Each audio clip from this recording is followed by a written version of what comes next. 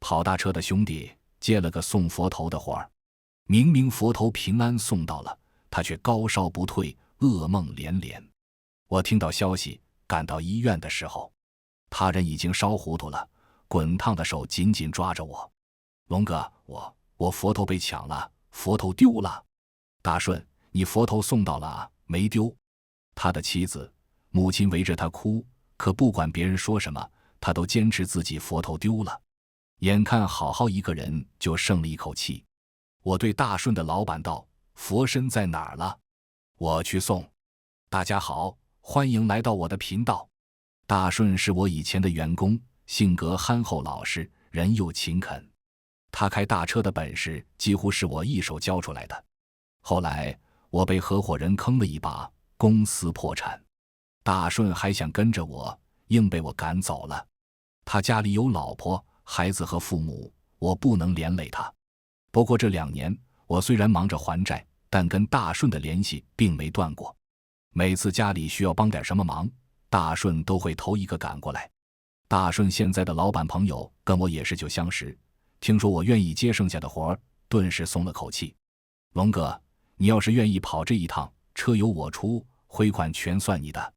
大顺媳妇听了朋友的话，借口把我拉到医院走廊上。龙哥，大顺这次明显病得邪乎，他们出发时明明是佛头、佛身一起走的，结果只有大顺送到了。我皱了皱眉，我就说朋友跑车的时间不比我短，怎么会不知道运佛的规矩？这种分体式佛像，不论用几辆车都要同时出发，同时到达的时间都是提前算好的。中间司机要上厕所都得一起去，一停一走都是犯忌讳的。朋友给我打电话说只有佛头送到，佛身还没送到的时候，我就觉得奇怪，还以为是那家寺庙有什么特殊要求呢。大顺媳妇擦了擦眼泪继续道：大顺回来当晚就不太对劲儿，我问他怎么了，他说他路上蹭车了，车头剐蹭了一块，但没什么大事儿。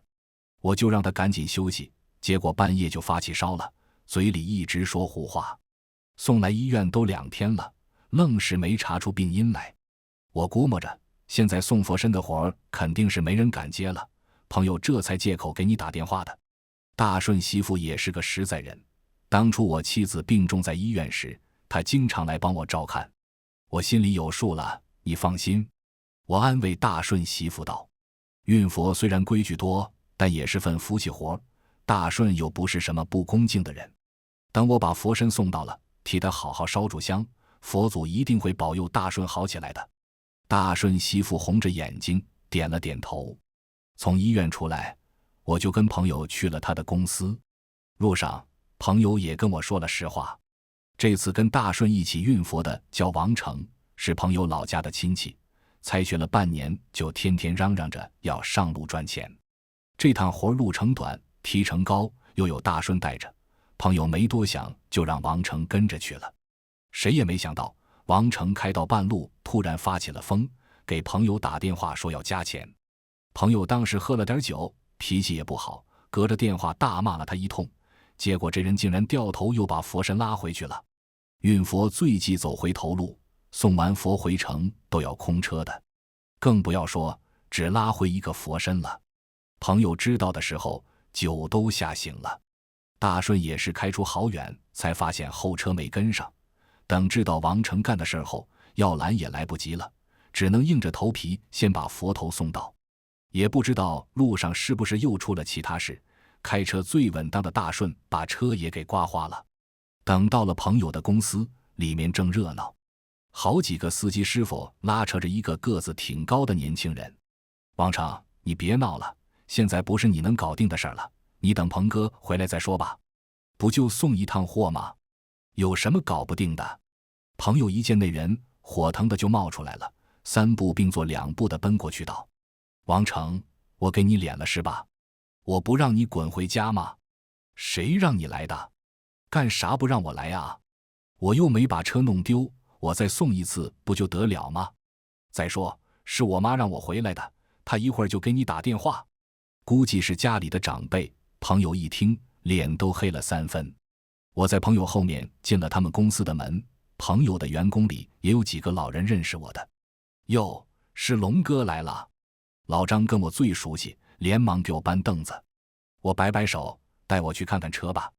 老张愣了一下，随即返程过来，龙哥要跑这一趟啊，那太好了，我们几个正在这儿发愁呢。老张麻利地带我去了后面的院子，朋友也赶忙跟了过来。王成他们几个走在后面，我还能听到王成的小声嘟囔：他是谁啊？凭啥他能去我不能去？龙长栋你不知道，人家干这行10来年了，以前专门带车冲煞的，啥邪乎事儿都不出。切，能有啥邪乎事儿啊？不都是为了钱来的？你闭嘴！朋友回头瞪了他一眼。一进朋友公司的院子，我就看到了运送佛身的车。这种佛像因为过于庞大，途中有路段限高，不好运输，基本是到地方再进行组装。佛身也分为了上下2部分，都用红布蒙着，端放在车上。运送佛像不能用锁链一类的捆扎，只能用防滑垫和防撞海绵固定，所以一辆车也塞得满满的。车子外面也挂了红布装饰，车身都是明显清洗过的。龙哥你看还缺不缺什么？缺什么我去补，咱们就照之前说的，费用算我的，回款都算你的。王成一听这话，立刻不干了。凭什么啊？这是我的车，凭什么都算他的啊？说完就抢上前来想先上车。可惜他虽然个子挺高，但照我还差了大半头，被我提着后领子直接拽了下来。你他娘的给我滚！车是老子的，什么时候成你的了？朋友把袖子一撸，眼看都要动上手了，被我按了下来。行了，我看向还很不服气的王成道，你之前都已经上道了，怎么好端端的突然要加钱？提成不满意，怎么不在出发前说？我之前也不知道啊。王成还挺委屈，都是自家亲戚，我妈还让他照顾我，结果他给别人的提成是我的好几倍，就想让我打白工，这不是欺负人吗？你他妈的放屁！你才学上半年，老子还不够优待你！朋友气得脸都红了。我皱皱眉道：谁告诉你，你提成比别人低的？你这趟早上出发，晚上就到了，中午还能休息1小时，车上不就你一个人吗？我中午在服务区的时候，人家告诉我的。王成义正辞严地道：我在厕所里听见的，那人说就我提成最低，说我是给人打白工的。要是他早就不干了。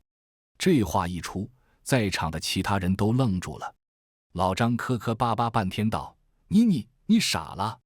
那服务区里的人南来北往的，怎么会知道咱们公司的提成？就算是同行，也没有知道那么清楚的啊。到底是谁说的？你看没看见脸啊？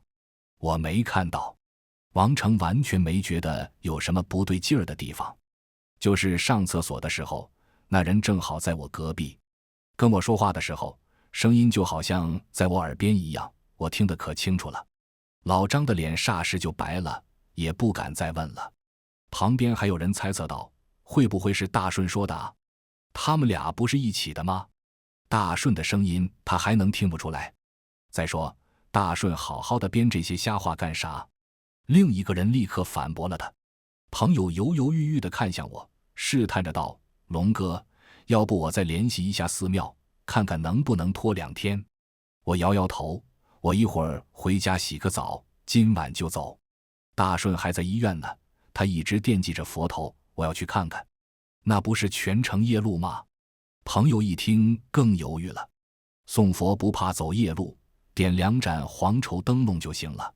我抬头看向车上的佛身，再说人命关天，佛祖会保佑我的。末了，我让朋友给我准备了一捆佛香，1碗7彩米。这东西不常用，但我以前运佛时，我师父总让我背着。朋友决定让老张陪我一起去。老张虽然害怕，但也没拒绝。我看了仍然懵懵懂懂，一脸气愤的王成一眼，决定把他也带上，毕竟佛身是他拉回来的。傍晚7点整，我们3个出发了。2盏小巧的黄绸灯笼挂在左右两边的后视镜下。以前灯笼里都用寺庙的香烛，现在都换成用电池的小灯泡了，没什么亮度，远远看去就像2只萤火虫。老张先开前半宿，我在后排躺着休息，王成坐在副驾驶。可能是看我像睡着了，王成放低了声音道：彭叔还真把回款都给他啊，那咱俩白跑这一趟。老张有些无奈地回道：老板还能差咱俩这点儿？龙哥肯接着单你就谢天谢地吧，否则咱们还不知道怎么收场呢。王成切了一声：他不就是冲过几次煞吗？有啥了不起的？冲煞不就是大车要开新路线，怕出事儿找个老司机先跑一趟吗？有点经验的谁不能干？我都找人打听了，他被人坑得连公司都没了，现在四处干杂活还债呢，亏你们一口一个龙哥的叫着。老张隔着后视镜冷冷地瞥了王成一眼。那你知不知道坑了他的那个人第一次自己冲煞就死在路上了？那条路线最后还是龙哥去冲开的。王成愣了一下，一时不知道怎么接话了，但看那表情仍然是不服气的。老张只能恨铁不成钢地摇了摇头。我在车后排躺着，不知道什么时候迷迷糊糊地睡了过去。梦里我独自走在一条空荡荡的公路上，没有车也没有其他人，四处很安静。我一直向前走，只能听到自己的脚步声，但不知道什么时候起，在我的脚步声后又多了一个人的声音。我猛地转过身，看到在公路护栏外面站着一个脸歪了一半的男人，他直勾勾地盯着我，一条腿抬着，似乎想跨过护栏，可他跨不过来。我认识他，他是唐东，就是当初坑了我的合伙人，也是我从小一起长大的好朋友。龙长栋，我不会让你好过的。唐东干瘪沙哑的声音响起，他永远留在那条公路上了，你跨不过来的。我冷冷地看着他。是吗？他死死地盯着我，突然咧开猩红的嘴，然后脖子像蛇一样伸长，直接越过了护栏，奔我而来。我手往腰间一摸，一个坚硬冰凉的物体直接刺痛了我的掌心。我一下睁开了眼睛，噩梦潮水般退去。微微晃动的车顶映入我的眼帘，我的手还死死握在我缠在腰间的打魂鞭上。这根打魂鞭是小时候一个疯疯癫癫的老道人送给我的。我12岁那年在水沟里救了他，他当时说我修罗相菩萨心，这辈子注定要吃阴阳饭。我当年没当回事，18岁就出门跑大车了。结果最后我还真像他预言的，带车冲煞，镶边驱邪，30好几了，还在靠着阴阳饭还债。不过话说回来，我会突然梦到唐东，让我多少有些意外。他死了已经快半年了。龙哥，你醒了吗？开车的老张突然开口。我赶紧承了一声，坐了起来，看了一眼时间，已经夜里10点多了，外面路上的车明显减少了。快到服务区了吧？一会儿我来开。我对老张道。老张点了点头，抬手似乎想抽根烟，可却没拿住。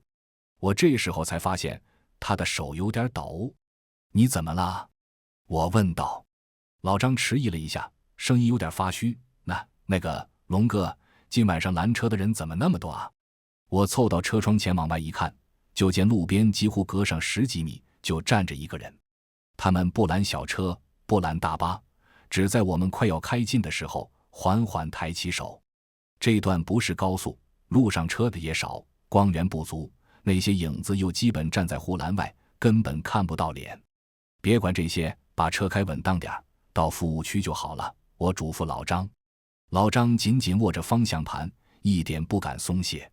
这时刚刚也睡了过去的王成醒了，迷迷糊糊地往车外看。我去，怎么这么多人？这附近有啥景点吗？我和老张也没搭理他，一直在观察路况。王成静静地看了一会儿窗外，突然一手摸上了车门。我腰间的打魂鞭一震，王成已经把车门打开了。我立刻抓住他的肩膀，将他狠狠往后一带，车门又砰的一声关上了。王成拧着脖子看向我，眼神直勾勾的，让他们上车。老张被吓得尖叫一声，车子也跟着打滑。把好方向盘！我冲老张吼了一嗓子，然后提着王成的领子，硬是把他拖到了后排。王成低吼一声，伸出双手来掐我的脖子，被我抵在车背上，抽出打魂鞭就给了一鞭子。这一鞭子抽在王成手上了，王成嗷呜一声，捂着肿起来的手倒在了座位上。我坐到了前排副驾驶，隔着车窗向外看，车窗外像是蒙上了一层灰尘，都有些看不清路面了。我攥着打魂鞭，狠狠敲了2下窗户，窗外那层灰尘骤然散开。车子又飞快掠过一个伸手拦车的人，后视镜里那人僵硬地转过头，视线似乎一直尾随着我们。老张抽出了几张纸巾，擦了擦脸上的汗。王成还倒在后排上，除了低低地抽泣了几声，就没什么动静了。我打开广播，想找个节目听听，正好碰到一个讲评书的在说《西游记》，就是那主持人的声音有点怪，像是被人掐着嗓子，声调又细又尖。话说孙悟空在五指山下被压了500年，这一日啊！老张突然大吼一声，接着车子猛然一震，好像从什么东西上碾过去了。龙哥，我好像撞到人了。说着，老张就想就地停车，被我猛地拍了一下。后面一辆 SUV 差点撞上了我们，临时变道，冲我们狠狠按了2下喇叭。你疯了，哪有人？后面的路面上干干净净的，我也一直紧盯着前方，路中间根本没有人。老张大口大口地喘着粗气，握着方向盘的手都在发抖。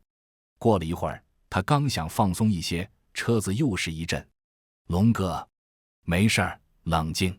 我抬手按住老张的肩膀，马上就到服务区了，到服务区我们就换位置。老张慌里慌张地点头，大滴大滴的汗珠滚落到衣服上，把他前襟都弄湿了。这时候王成也爬起来了，鹌鹑似的缩在一边，紧紧攥着安全扶手。广播里的《西游记》还在继续，那主持人的声音更尖锐了。咱们就说那东土圣僧金蝉子转世，实是功德加深。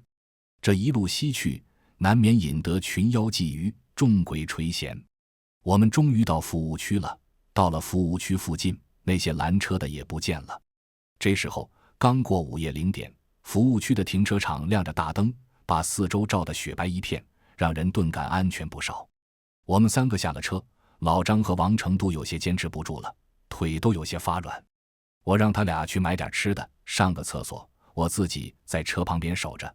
等他们2个走了，我绕着大车转了一圈，车身没什么事儿，没有磕碰的痕迹，只是车后的防护栏上爬满了乱七八糟的漆黑印子。那些印子有些像手印，有些像爪印，打眼看去异常扭曲和狰狞。我从车里找出一条白毛巾，沾了些水把那些印子全擦了。佛像仍然蒙着红布，好好的坐在车上。哎，哥们，你们这是大半夜的送佛啊！背后突然有人说话，我回头一看，是2、3个穿着蓝色制服的工人。对，晚上送，正好早晨到。太不容易了，这大晚上的，我们这正煮面呢，一起吃点啊。他们的卡车停在我们斜对面，车旁边架着小电锅，正热腾腾地煮着面条，香味儿也随即传了过来。我摇摇头，不去了，我们车上的人也去买吃的了。正说着，老张竟然从斜对面那辆卡车后绕了出来，冲我招了招手。龙哥，卖吃的都关门了，咱们就在他们这儿吃2口吧。那几个工人也跟着冲我笑道，人在他乡都不容易，一起吃点吧。我皱眉看着老张的方向，他正端着碗专心致志地等面条呢，完全不见刚才害怕的样子。不用了，你们吃吧，我不饿。我拿着毛巾继续擦车，那几个人却一直站在我身后没动。当我停下来回头看向他们时，他们又突然动了，没事人一样嚷嚷着回去吃面条了。我擦完车就回到车门前，坐在踏板上。这时候我才发觉周围异常安静，这服务区里好像没什么人。虽然停车场的探照灯很亮，但往其他方向看去，服务区的几栋房子里面基本是黑漆漆的，周遭停的车稀稀落落的，仔细看过去好像都蒙着一层灰。那边老张倒和人家吃的挺欢，一碗接一碗的面条，嘴都不停。就是迟迟没见到王成，他本来诚该是和老张一起的。我正这么想着，路旁边突然窜出来一个人影，正是王成。他脸色惨白，脚步踉踉跄跄地扑到我旁边。龙哥，张叔不见了，我差点回不来。要不是我远远看见咱们车上的黄绸灯笼，我就迷在厕所外面了。王成明显吓坏了，没等我说话，他又连珠炮似的道：这里不对劲，哥，我刚才去厕所，里面都没有灯，四处破破烂烂的。我跟你说，这就不是我们上次去的服务区，咱们来错。我一把捂住王成的嘴，示意他往后看。就在我们斜对面，老张正大口大口地吃着面条，而他旁边那几个身穿蓝色制服的工人都直挺挺地站在原地，一动不动地看着我们。他们身后的卡车也不是原来的样子了，现在看过去，车身锈迹斑斑，车窗的玻璃都碎了。王成腿一软，差点没跪在地上。我抓住了他的胳膊，小声道：你过去把老张叫回来，就说我们要出发了。他要不回来，就硬把他拽回来。王成哑着嗓子，声音都带了哭腔了：哥，我不敢，哥。去。王成被我一推，硬着头皮走过去了。我抽出腰间的打魂鞭，缓慢地站起身。这时候，照亮整个停车场的探照灯开始频频闪烁。王成被吓得尖叫一声，也顾不上害怕了，撒丫子跑到老张跟前，拽着他就跑。我两步窜上车，在探照灯彻底熄灭之前，发动了车子，打开了车大灯。车灯一打开，最起码能看到路了。那辆卡车旁边的几个工人也不见了。王成一路尖叫着跑回来，被他拽回来的老张两眼直勾勾的直流口水。我探身过去，把老张拽上了车，王成跟着上来，要关门的时候又尖叫一声。他车门关不上了，那里卡着一只手。你别管了，你们两个都到后面去。他们两个大男人都挤在副驾驶上，我的打魂鞭根本伸展不开。好在这时候年轻有股虎劲儿的王成发起狠来了，他硬是提着老张的裤腰带，把他连带自己生生塞到后面去了。我朝着那只苍白的手狠狠抽了一鞭子，然后砰地关上了车门。车门外响起了剧烈的敲击声，有人在车外高喊：开门，开门啊！我还没上车呢，开门啊！那声音竟然跟老张有7、8分相像，听得王成连连哆嗦，看向老张的眼神都不对劲了。我一脚油门下去，那个声音才骤然消失。车开起来了，我们才发现这里根本就不是正在运营的服务区，而是一片废弃的停车场。我掉头往停车场外走，老张在后排又抽搐了起来，肚子一鼓一鼓的，像是要吐，却迟迟吐不出来。你车上有没有酒？我在后视镜里看老张的脸色已经开始发青了，他再吐不出来，恐怕要出事了。王成吓得牙齿都在打颤，反成了好一会儿才道：酒，有，找出来，给你张叔灌下去，再给他个袋子，让他吐。好。王成在车后排的座位下一顿乱摸出2瓶二锅头。虽然开车不让喝酒，但开大车的总会在车里备上几瓶白酒。酒这种东西能害人，关键时候也能救命。老张被灌了2瓶二锅头，开始哇哇吐的时候，我们也开上了公路。那座废弃的停车场被我们远远甩在了后面，漆黑一片，死气沉沉。从里面开出来时，我也仔细看了四周，那里停放的很多车都是事故车，车身大都存在着破损和各种凹痕。明明我们开下去的时候，那里是灯火通明的，可现在完全看不出有任何像服务区的地方了。老张吐完后就瘫在后排座上，半合着眼睛，看起来像是睡着了，但好在脸色没那么差了。他吐出来的东西都是一股股粘稠的黑水，带着恶臭。我们开着车窗通风了好一会儿，车上才能正常呼吸。我又开了1个多小时，路上再没见到有拦车的或其他怪事。王成一直安静地缩着，可能是见驾驶室里沉默太久了，他才小心翼翼地问道：龙哥，你们以前接这种活的时候有遇到这些事吗？没有，我直言道。我以前也没干过这种送佛只送个佛身的事儿。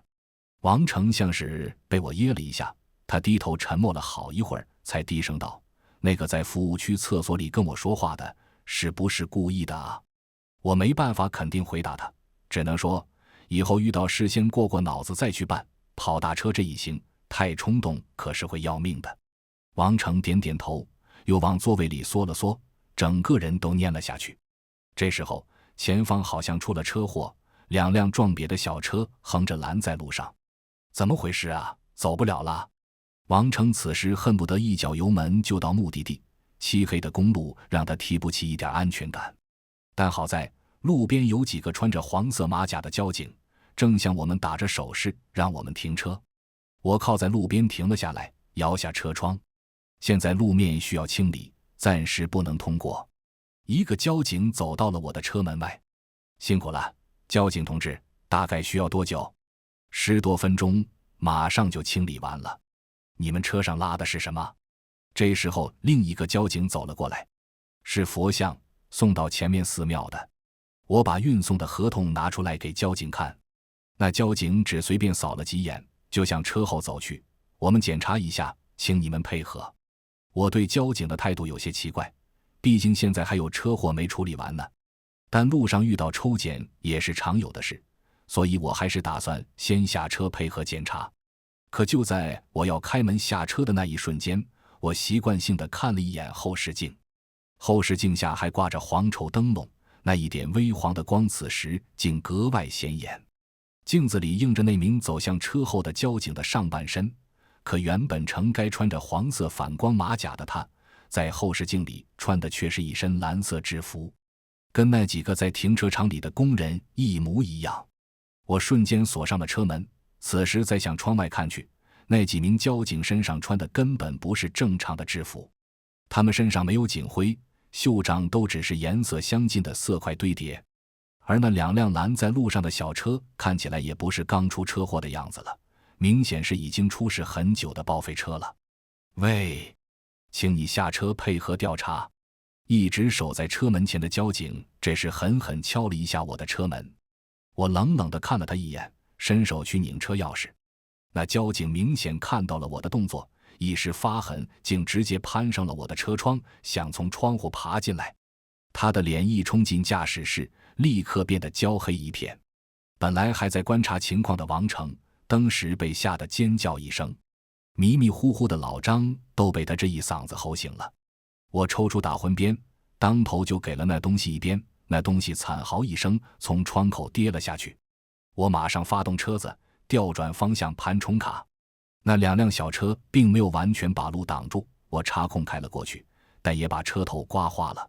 后视镜里那几个交警已经不见了，但我的车身猛然一沉，好像有什么东西爬上来了。我突然想起来，大顺当时抓着我的手说：“哥，有人抢我的佛头，我佛头被人抢走了。”大顺媳妇也曾告诉我，大顺的车头也被剐蹭掉了一大块，就像我刚刚遭遇的一切。龙哥，这是怎么回事啊？刚刚的交警是假的吗？王成的声音都快哭出来了。老张不知道听到了什么，瞳孔都有些放大。龙哥，车后面好像有东西啊。我从后视镜看过去，原本蒙着佛像的红布突然飞舞了起来。在红布落下时，有一辆废旧的卡车紧紧跟着我们。那车子的前灯一直闪个不停，我只能从晃动的光源里看到那卡车上似乎装着一颗佛头。运佛时，佛头是一定要红布蒙面，且佛头是必须面朝车头的。可那辆车上的佛头没有红布蒙着，且面朝车尾，在漆黑的公路上就像一颗倒飞在半空的人头。妈的！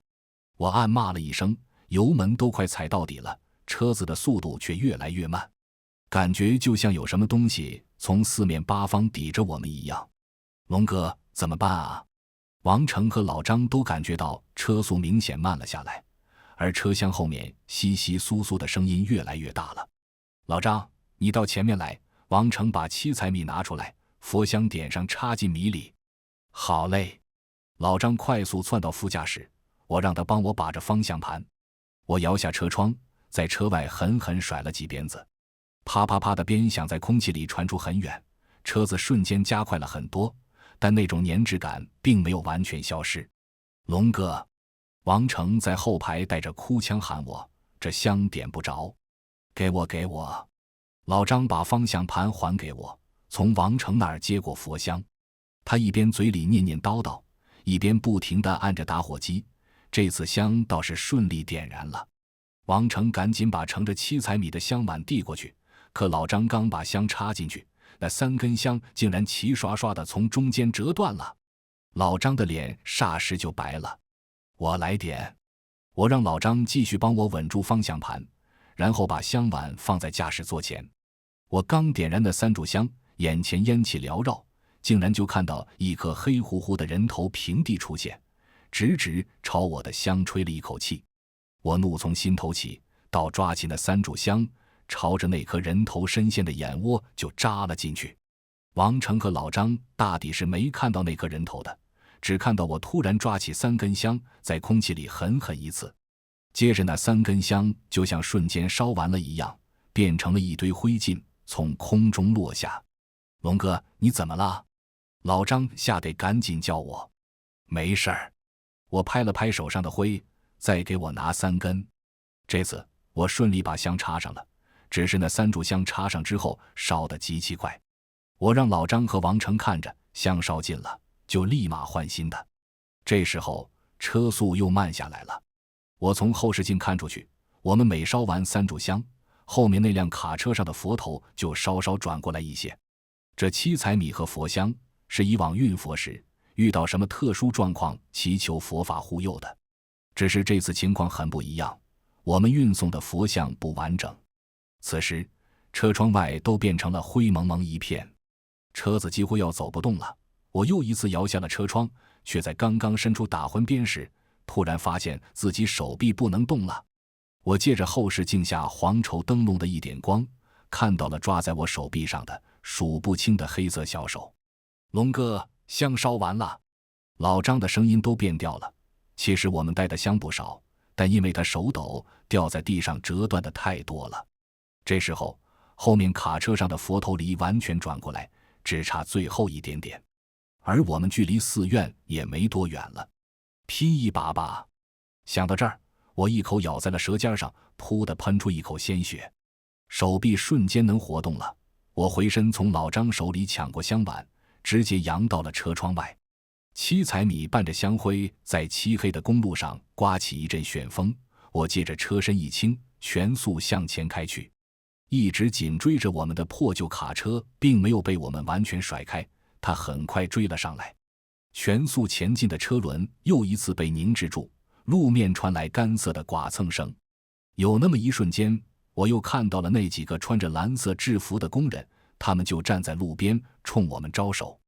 我的方向盘瞬间失去了控制，车子打着横朝路边撞了过去。我死死抓着方向盘，却无法控制车身。老张崩溃地捂住了头，完了，龙哥。可是突然一声悠远沉重的钟响自不远处山中而来，暮鼓晨钟，现在天还未亮，寺院的钟声却敲响了。我在车子就要撞上护栏前狠狠一打舵，车子猛地转了过来，刺耳的刹车声响彻山间，我们停了下来。寺院的钟声一声盖过一声，向远远的公路涤荡而去。等我们缓过些精神时，天已经微微擦亮了。我跳下车，除了地上显眼的刹车痕迹，再没见到其他东西。佛神依然端坐在车上，红布也蒙得好好的。早上6点，我们踩着晨阳将佛身送到了寺庙。寺里的知客和监院慧明大师接待了我们。等佛身送进了佛堂，我向大师问起了晨起的钟声。慧明大师说，是住持特意交代的，今早要提前1个钟头敲钟，因为听说之前那位送佛头的司机生病了，寺里要敲钟替他祈福。我替大顺谢了寺里的师傅，又特意烧了香。临走时，我还是不太放心，委婉地向慧明大师问起了送来的佛头是否有差错。我说我们在路上替大顺烧过香，但总觉得香没烧够，因为我始终记得在最后那辆卡车上的佛头似乎没完全转过来。慧明大师笑了笑，说：“施主人心，佛香就在施主的心里，怎么会不够呢？”回去的路上，我接到了大顺媳妇的电话，说大顺的烧已经退了，人也清醒了，就是完全记不清送佛头路上的事儿了，只说自己烧得糊里糊涂时，总能闻到寺庙里香火的味道。回去这一程，老张是累瘫了。王成倒是很精神，他仔仔细细地把车厢检查了一遍，确保是空车才开车出发。这一路我们很顺利，王成基本没用我换班，他把车开得很稳。不过在快要到家时，我靠在副驾驶的车窗上，隐约看到了公路的护栏边上站着一个有些熟悉的人，好像是唐东。全文完，感谢您的观看，每天上新精彩小说，喜欢就订阅吧。